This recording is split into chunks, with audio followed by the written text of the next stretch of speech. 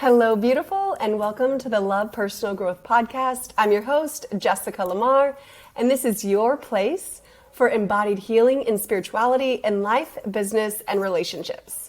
Let's get started. Today, we're going to talk about where we're going forward, how we're going forward, and how we are going to go deeper within this community. So, I have spent since 2017 on a deep spiritual journey. Now, before that, I was on a deep religious journey. I was raised Catholic, and I wasn't just, a Christmas and Easter, a C&E Catholic. I was in the church. I did the lector readings. Was a Eucharistic minister, so I handed out the body and blood of Christ. I was a confirmation sponsor. My kids went to Catholic school. I was in it. So I would say that my religious journey was my entire life until 2017 when I left the church. And my spiritual journey then picked up. The difference for me between religion and spirituality is that for me personally, I found that religion was full of dogma and this is how you must do it. And if you don't do it this way, then there will be some sort of punishment. That was my experience with religion. However, I loved God and spirit and the universe. Even from a child, when I was little, we had a Mormon babysitter. And we were at the Mormon church all the time, seriously. And she would do the microfiche. If you're Mormon, you know what I'm talking about. And because she was putting documents into their database. And it was we were always there. And then I spent a lot of time with one of my friends, Melissa, when I was a child. And her mom was really big into the church. And so we were always at the church. We were playing in the church. And I just always felt this deep connection with God. Now, I'm using the word God. But no, the word God, G-O-D, didn't even exist until the 6th century. So, use whatever feels good to you. God, universe, source, spirit, creator, Allah, whatever fills you up. Now, so as I'm building this connection to the divine as a child through religion, it does seem like something's off because I always felt confused that we were doing these things and being punished in the name of an unconditionally loving God. There was always something that was off. So I go on this journey. I continue to go on this journey. I leave the church in 2017. I start this spiritual journey, which is my divine connection to God, universe, source, spirit, creator, whatever you want to call it. In fact, on my finger, I don't know if you can see, but there's an S. And this S, if you're just listening, you can't see this, but if you're watching the video, there's an S on my finger. On my ring finger specifically. And when I was little, I used to think, maybe I'll marry somebody named with an S name, first name or last name. No, that's not it. I've always been married to spirit. I've always been married to source. I have always been married to God. I came into this world and that was what my calling was, to be connected to the divine, to self, soul, source, spirit, soul. And so that is the difference for me between religion and spirituality. Religion is the way to do it, the how to do it. If you don't do it this way, then it's not right. Spirituality is, this is my way, this is my connection to God. This is it's a very much more peaceful, compassionate, loving way to connect to the divine. Okay, so fast forward a little bit. I've been on that journey for 3 or 4 years. And I had to leave God and Jesus and all of that behind in order to heal a lot of the religious trauma that I had. And so I did that for about 3 years, and I only said universe, and I only said source, and I never said God. And then in about 2021, I started coming back to the divine, or to, I wouldn't say Christianity, because Jesus wasn't Christian. I started coming back to Jesus and Mary Magdalene, specifically Mary Magdalene, who then brought me back to Christ consciousness, to Christ.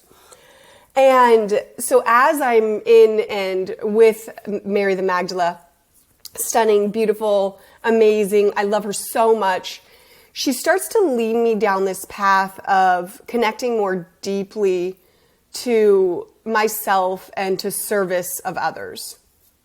And so I start praying this prayer every day because I feel this deep connection to her, right? I feel that before I say that prayer, I want to say why I felt such a deep connection to her. Mary the Magdalene was super effing powerful, which is why she was so powerful that her power scared the church so much of the divine feminine power that they made her into a prostitute. Mind you, she was never a prostitute.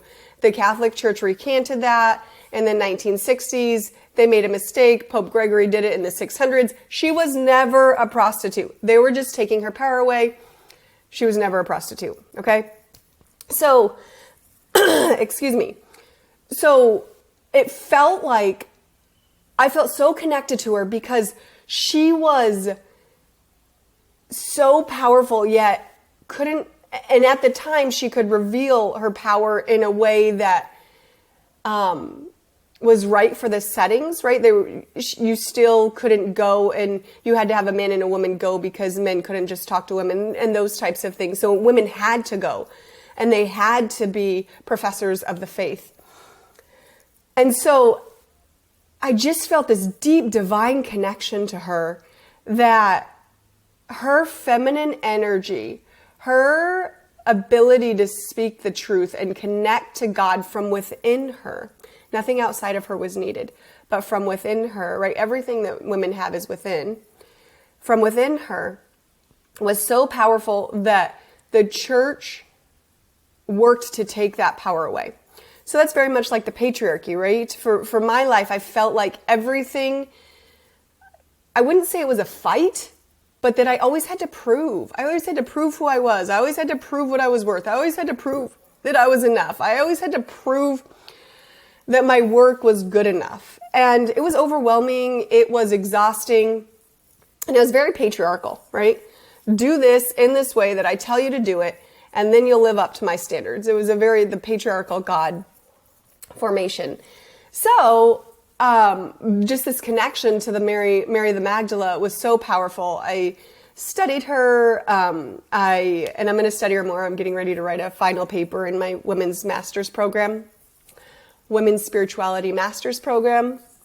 And so just like honoring her and her work and the divine feminine within the early church teachings, or within early Christian teachings, if you will, Gnostic teachings. I'll actually say Gnostic instead of Christian. Gnosticism wasn't something that, like, the word didn't exist at the time of Christ, but shortly after there was Gnosticism, what they call Gnosticism now, which is very much more like a spiritual holistic, as opposed to the church teachings of Peter. So it was like Mary Magdalene and then Peter. And if you know anything about the Bible, then you know Peter was very wrathful and rageful and angry. And many times he questioned Mary, but she knew. And so did the Christ, which is why she was the one that sat next to him, which is why she was so powerful, which is why she led him. Okay? It was a union. So I felt so connected, and it was like, this is it. I am going to connect even deeper to her. So I started praying this beautiful prayer by a book. And the book is called, I know I have it. It's like Connecting with Your Guides or something like this. The Complete Encyclopedia of Angels. The book is called The Complete Encyclopedia of Angels. And so every day I would say this prayer: Mary, Mary the Magdalene, help me in my quest to create happiness and joy. Allow me to be of service and to know what actions to take. Mary, help me to know true love and share it with everyone I touch. And I prayed that prayer for a year, every single morning. And I still pray that prayer often because it's such a beautiful prayer. It reminds me to come within myself. It reminds me that we're here to express the happiness and joy that we are, to connect to the love that we are, and to serve in that capacity. So, as I said this prayer, I started getting these insights, and these insights of the 7 powers that Mary speaks about in her gospel. Now, Karen King, she's a Harvard theologian. She's a professor at Harvard. And I love Karen King's version, the Gospel of Mary the Magdala, of Mary of Magdala. And so when you look in this book, what you'll find is the actual Coptic texts. And what I found so powerful is that we don't know, like, where are the Coptic texts of the Bible, right? But there's what was found in Nag Hammadi, which is a place in Egypt. There were many different Gospels found that were kept from the Bible, right? Because how can we control someone if they know that God lives within them? The only way to control someone is to make them fear that God is outside of them and that they need to appease that God. And so anything like the Gospel of Thomas, the Gospel of Philip, Thunder Perfect Mind, Paul and Thecla, all of these Gospels that teach you about the power of God within you were, of course, kept from the modern day Bible. So what I love about this is that we have, and P.S., the Bible wasn't written in English, right? So there's always this translation, and sometimes things can be missed in translation. But we have the original Coptic texts of the Gospel of Mary, and they have been translated. But what I love is that as I studied her more and got into her gospel more, I started reading things that profoundly changed my life. Like the Son of Man is not the actual S-O-N, like the Son. That's not it. That's the patriarchal version. It actually means the child of true humanity. And so we start to see the patriarchal remnants of what it means to be a woman in society, and that we are not worthy. And so that's the message that I got is Mary Magdalene helped me reclaim my worthiness. And she gave me a formula in which I teach, the intuitively aligned formula, which aligns her 7 powers of wrath that she talks about, which is what keeps you, so our soul rises and these 7 powers keep the soul from rising. And so I teach this in all of my classes, and if you want to learn more, you can. You could go on to into my spiritual explorer mentorship, and it's in there. I have content in there. But anyways, I absolutely love exploring her. It feels like such a powerful experience, and I hope that you've enjoyed learning a little bit about her. So where we're going moving forward is we are going to focus on what keeps us from the soul rising. So what keeps the soul from rising, and using the formula that I have been gifted in order to heal and transcend what needs to be transcended so we can step into the world as the light that we are. All right, I'll talk with you soon.